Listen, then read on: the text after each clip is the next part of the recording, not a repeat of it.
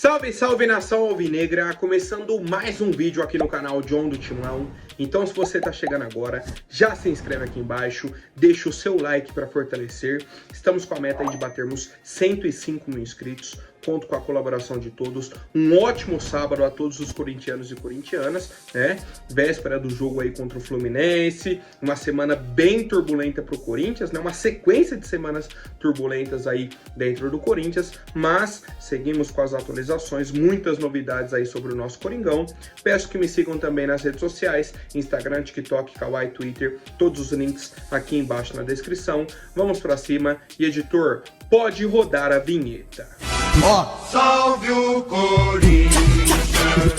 Bom, família, a primeira novidade é sobre o novo uniforme do Corinthians, né? O uniforme número 1 aí da temporada 2024-2025, certo? Tá aí na tela para vocês, aquele modelo degradê, certo? Começa aí com a parte branca em cima, vem descendo, fica preto ali na região da cintura e também nos calções, né? E aí o meião branco. Eu postei essa foto ontem no Story, né, perguntando pro pessoal o que eles tinham achado, divulgando também, e a resposta foi a seguinte: ou o pessoal amou ou odiou, 8 ou 80. Não teve meio termo. Ou o pessoal olhou e falou, cara, é um dos uniformes mais bonitos dos últimos anos, ou falou, é um dos mais horrorosos dos últimos anos, tá?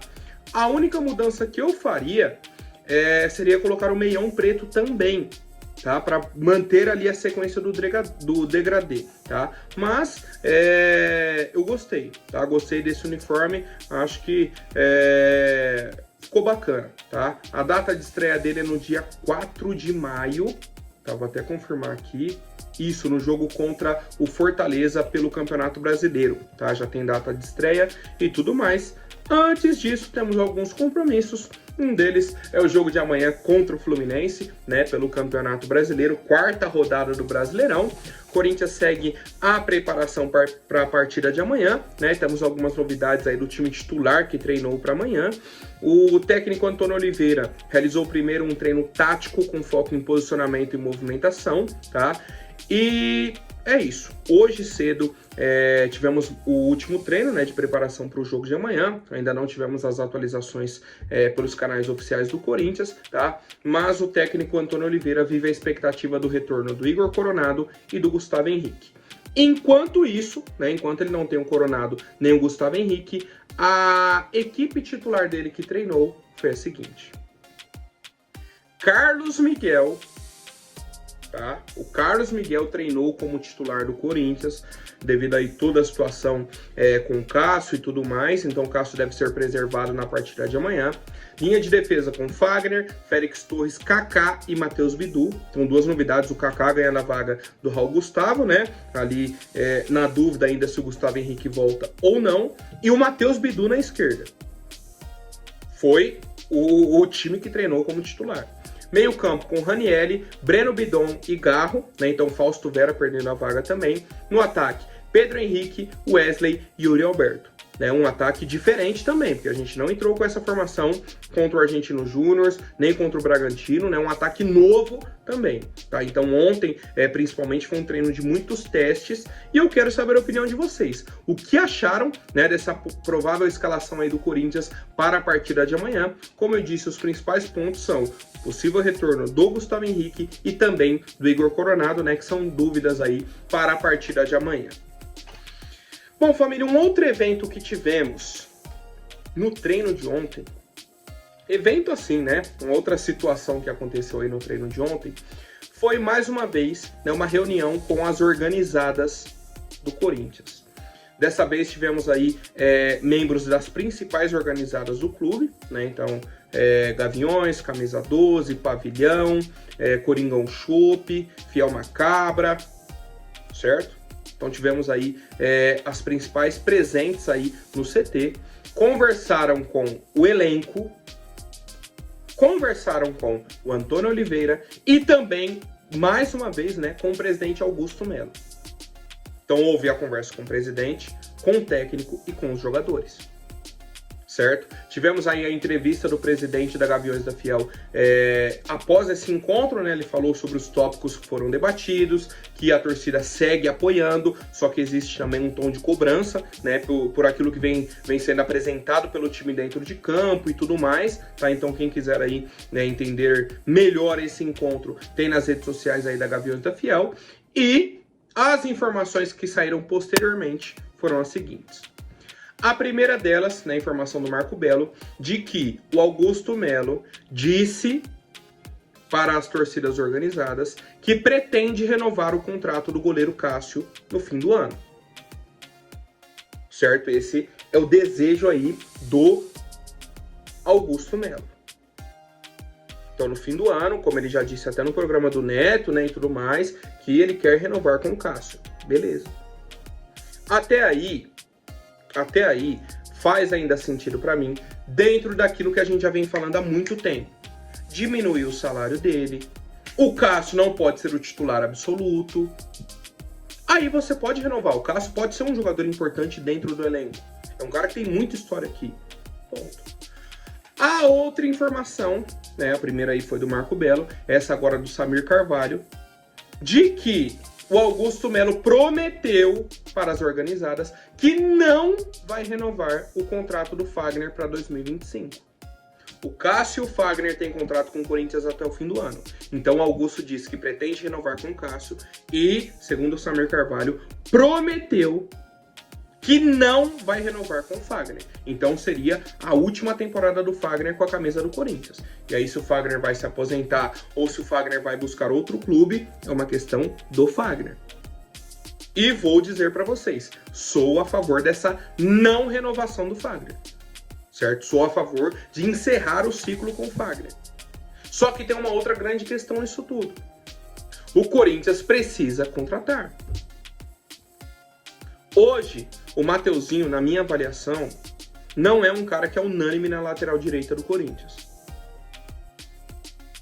É um jogador que pode jogar agora o restante da temporada como titular e vai ser muito criticado pela sombra do Fagner e pela própria qualidade técnica do Mateuzinho. Só que isso não é justificativa para o Fagner ser o titular, para o Fagner ser o dono da posição. É a mesma situação que aconteceu com o Fábio Santos. O pessoal coloca, pô, mas o Fábio Santos é pior do que o Hugo? É a pergunta aí do mês no Corinthians. Provavelmente não. Tecnicamente, não. Só que não é porque o Hugo não está bem,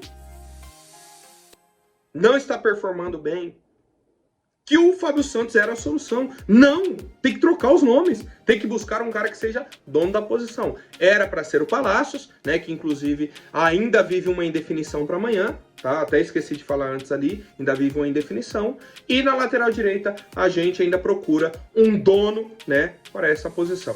Não é o Fagner, na minha avaliação também não é o Mateuzinho. A gente segue acompanhando as novidades do Coringão. Bom, família, e por fim, né, sobre o que aconteceu no CT ontem e tudo mais, né, tivemos também a presença do Rubão, em horários distintos, tá? Ele não estava lá no momento que as organizadas chegaram, tá? Acho que ele já havia ido embora e tudo mais, mas a situação é a seguinte. Ele segue com um futuro indefinido.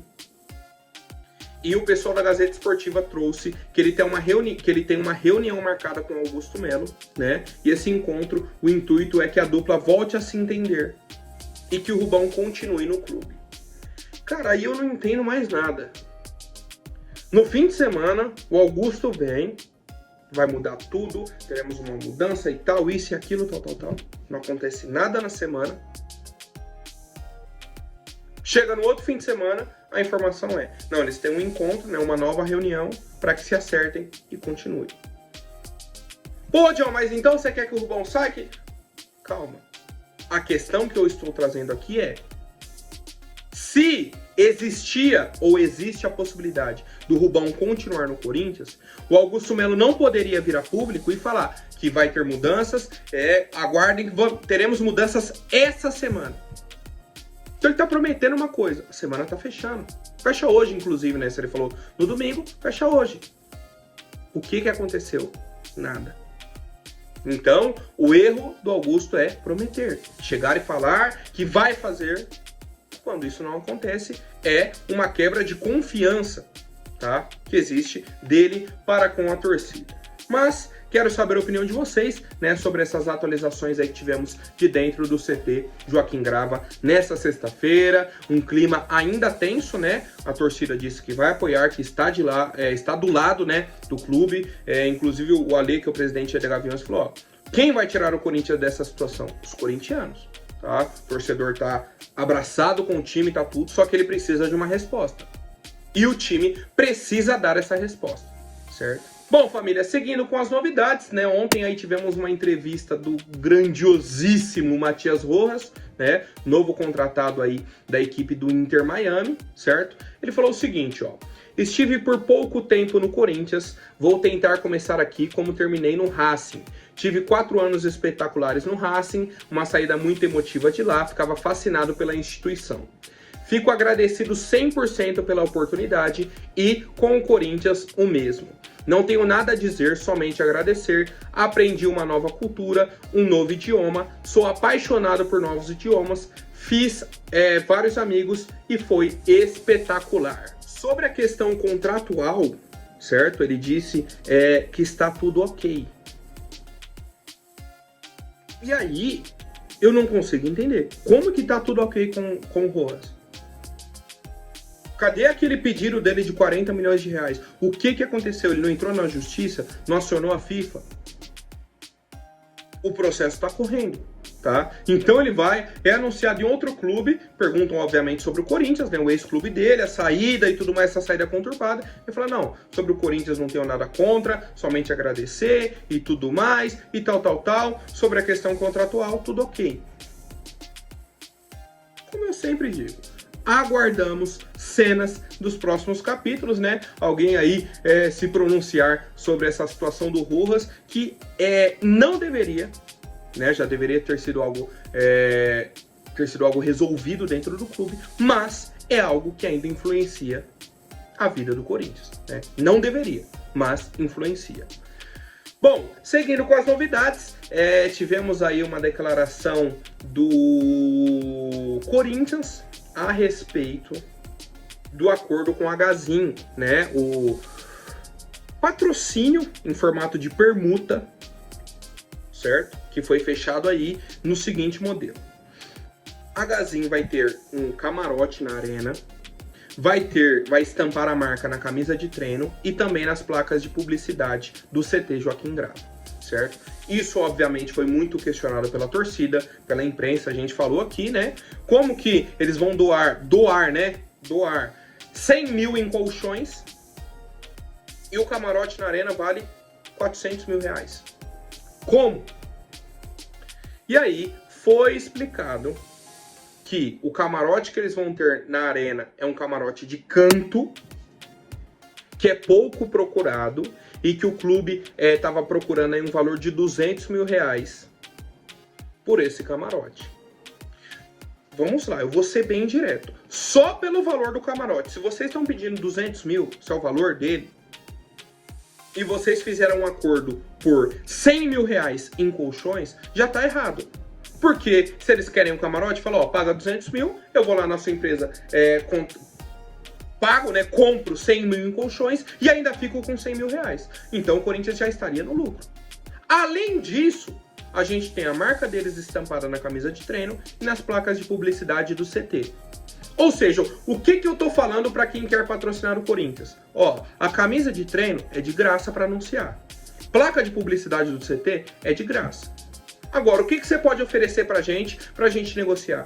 É isso que o Corinthians, enquanto marca, enquanto empresa, tá falando pro mercado. O Corinthians está procurando patrocinadores e fecha um acordo desse com a Gazin.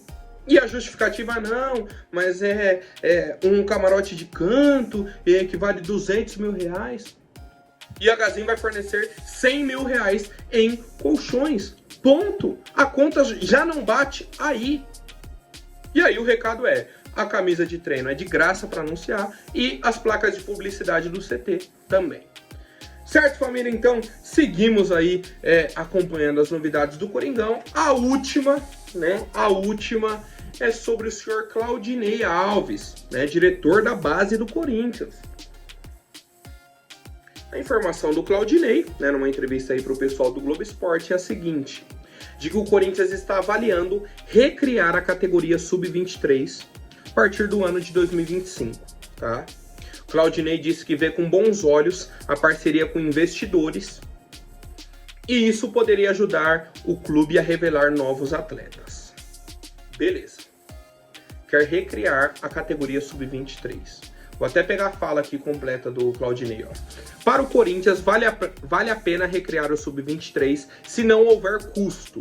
Nossa ideia é através de parcerias, temos essa vontade, mas neste ano não dá mais. As inscrições na Copa Paulista já estão encerradas e não há mais calendário. Os garotos que estourassem a idade para ficar no Sub-20 subiriam para o time Sub-23 e não haveria mudança nos direitos econômicos. Já os que chegassem ao Corinthians por meio de investidores teriam direitos divididos. Nosso foco maior é blindar os jogadores com mais de 20 anos que ainda não estejam prontos para o profissional. Primeira pergunta que eu vou fazer é a seguinte: qual jogador do Sub-23 do Corinthians que deu certo, que vingou no nosso time? É a primeira pergunta que eu faço. Agora, a justificativa do Claudinei, para mim, é pior ainda.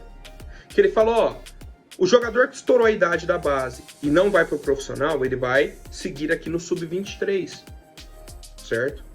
Fora isso, tem a oportunidade de investidores. O pessoal vai trazer o jogador, vamos dividir os direitos, 50 pro Corinthians, 50 pro cara, e vamos ver no que dá. Ou seja, pro investidor é só lucro. Ele vai trazer 50 nomes para colocar no Corinthians.